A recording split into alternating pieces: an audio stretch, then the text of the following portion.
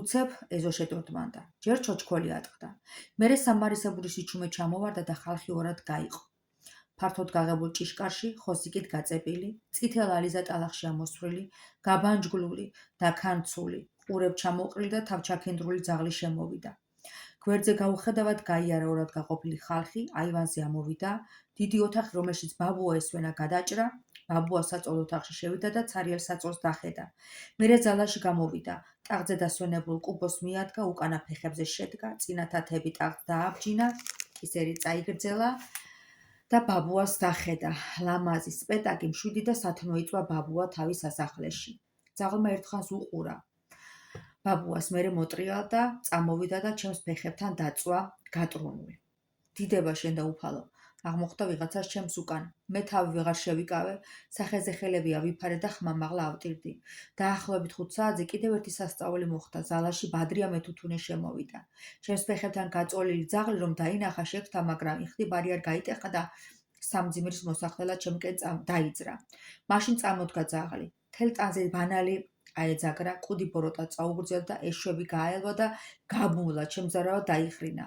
ბადრიამ უკან დაიხია. ძაღლმა ერთი ნაბიჯი გადადგა მისკენ. გაჩერდი ძაღლო, თქვა ბადრიამ და ფერი წაოვიდა. ძაღლი მშვილდივით მოზიდული იდგა. მატირე ძაღლო, ეს პატიოსანი მოხუცი. უნაიროდ გაიღიმა ბადრიამ. ძაღლმა ღრენას უმატა და კიდევ ერთი ნაბიჯი გადადგა. უთხარი ბიჭო, ამ უჯიშოს რამე მომიბრუნდა, საქციელ წამხდარი ბადრია.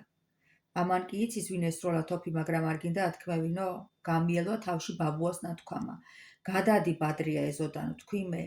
მერე გამახსენდა ბაბუამ ცარიელი თოფი რომ დამიბრუნა და მითხრა, ასე თუ ქენი ბაბუა, შენ ცხოვრება გაგიჭირდებაო, მაგრამ არ გადავთქვი.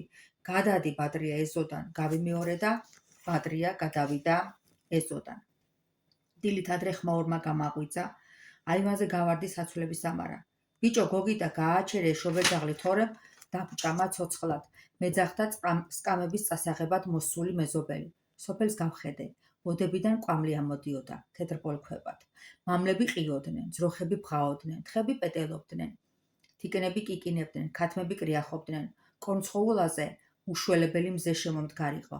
უცებ სხეული სითბოთი ამებსო და ყურებში სასიამოვნო ზარმა დარეკა. ჩემს ეზოში ძაღლი ყებდა. ნოდარ დუმბაძის ძაღლიდან არის, ხშირად ვკითხულობ ხოლმე, შეიძლება ვიდეოც მაქვს ჩაწერილი. არ ვიცი, არ მახსოვს.